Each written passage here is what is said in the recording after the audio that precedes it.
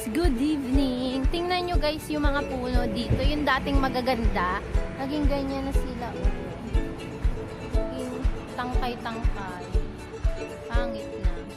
Nakuha na namin yung luggage. Para sa tao.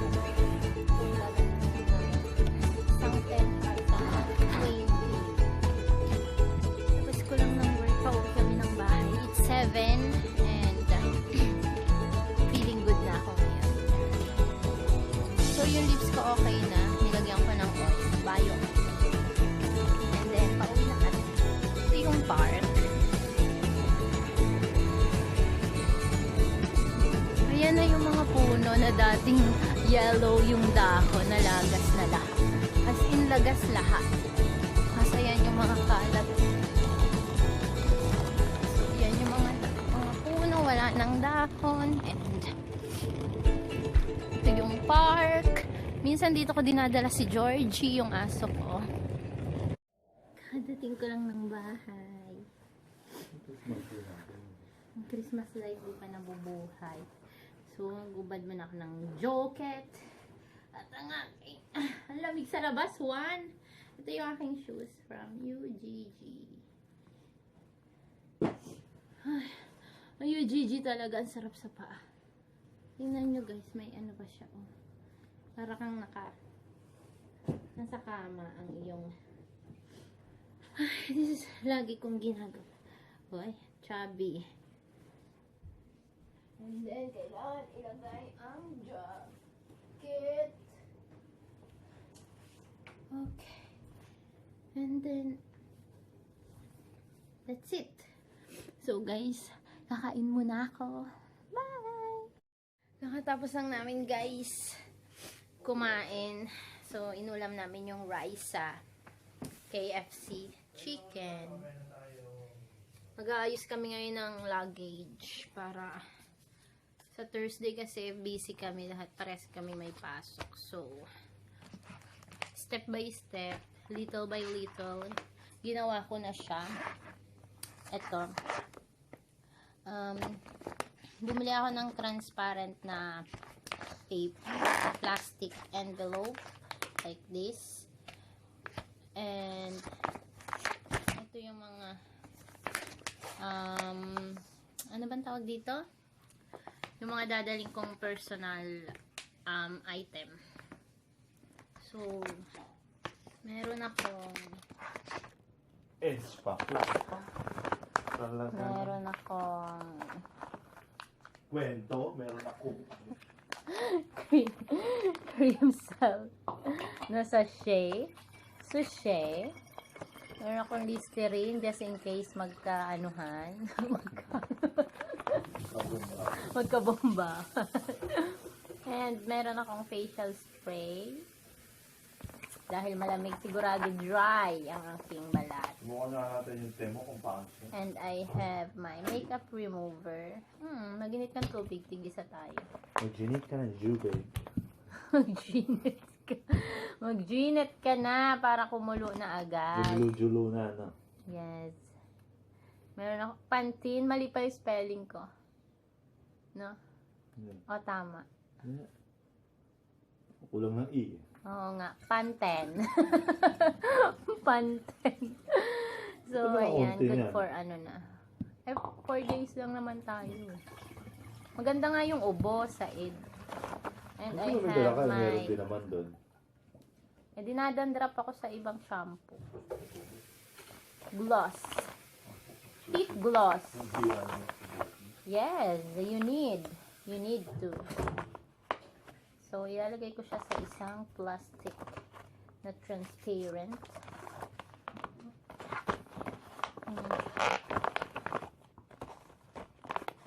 Oops.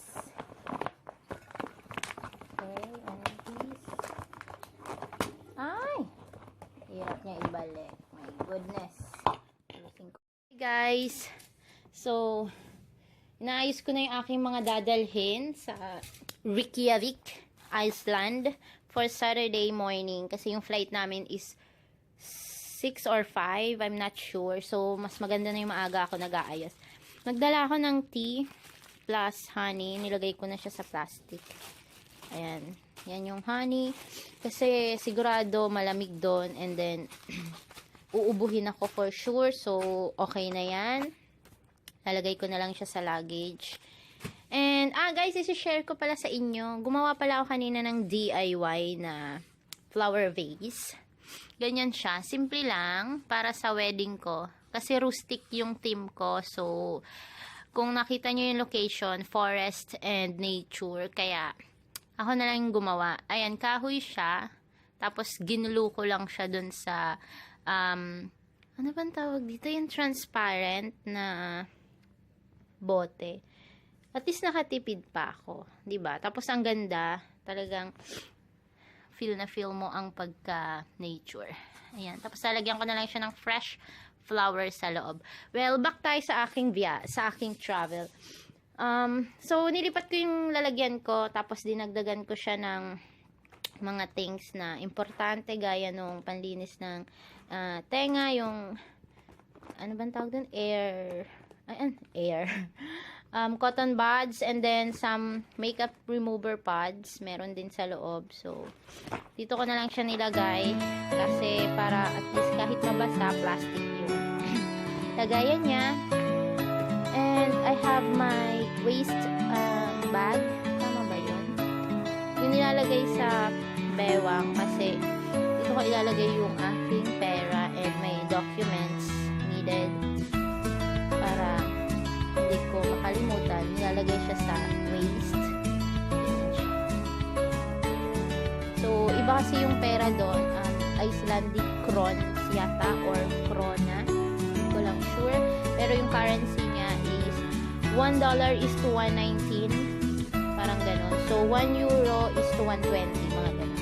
And then, yan yung bag. Ito yung personal na dadalhin ko. Meron, dinagdagan ko pala ng hand cream.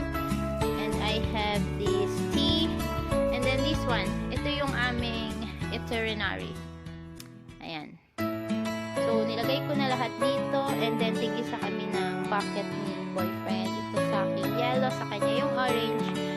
So, dito makikita yung passport and documents that needed para isang isang lalagyan. Ayan. Para hindi kami, kasi ayoko sa airport lahat. I mean, ayaw kong gawin sa airport is yung nagbububuklat ako. So, nilagay ko na siya sa isang lalagyan para at least alam ko kung saan hahanapin at kukunin. And then, some tissues.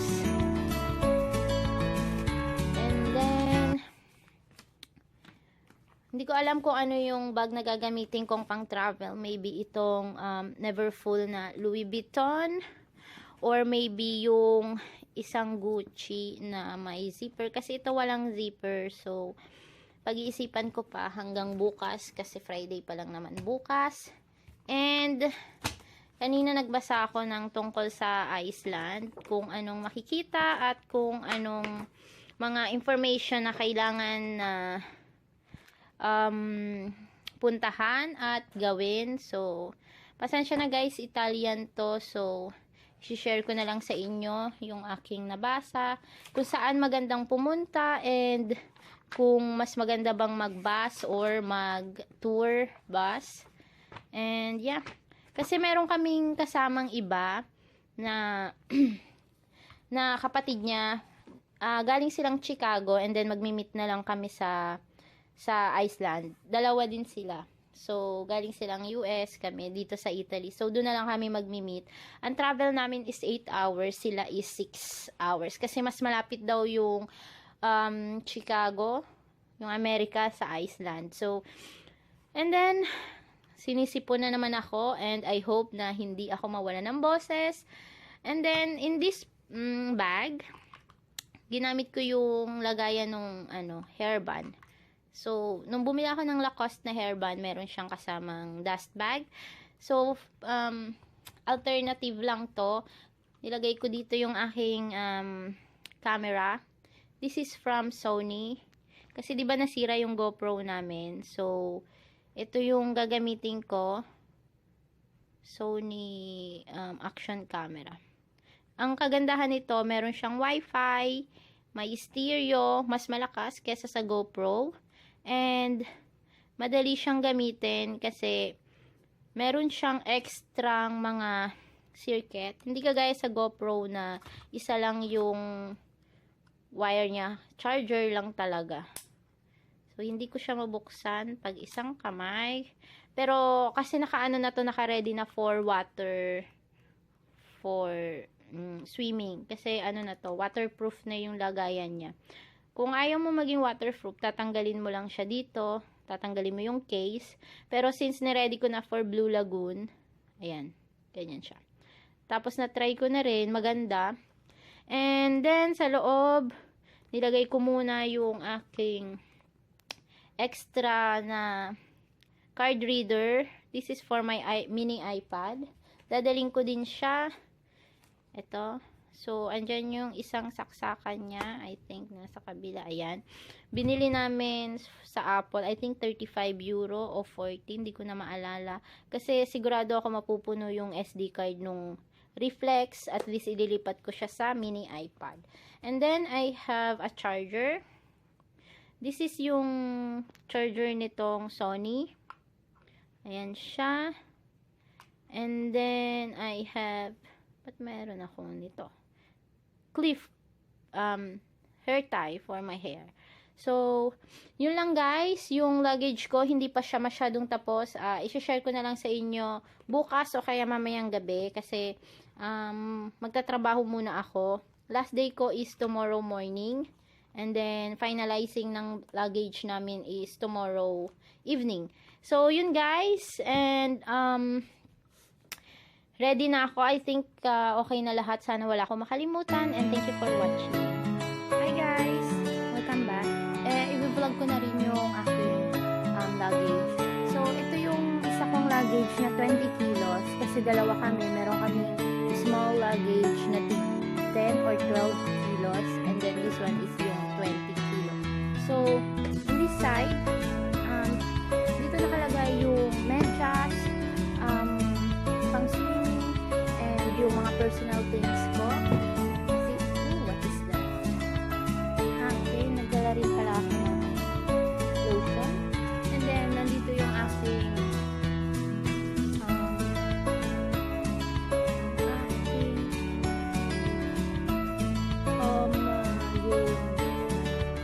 sharpa, yung shawl.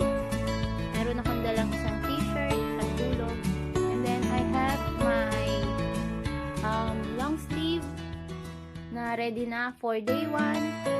And then, another long sleeve. So, bali, dalawang long sleeve yung dala ko plus 4 na pang loob na necking. And then, dadagdagan ko na lang siya. And then, meron ulit akong dalang isang shawl. Guys, ang laman. And then, may dala na kang dalawang leggings. And then, in this side, dito sa taas, so, in this side, meron na buksan natin. Hindi kami pwede masyadong magdala ng gamit kasi yung kapatid ng galing Amerika, maraming ibibigay sa amin. So, kailangan namin ng 20 kilos, pero kailangan ang ilaman lang namin is yung kailangan namin damit. And then, I have hurricane shoes para pang komportableng maglakad if ever na hindi naman ganun kalamig.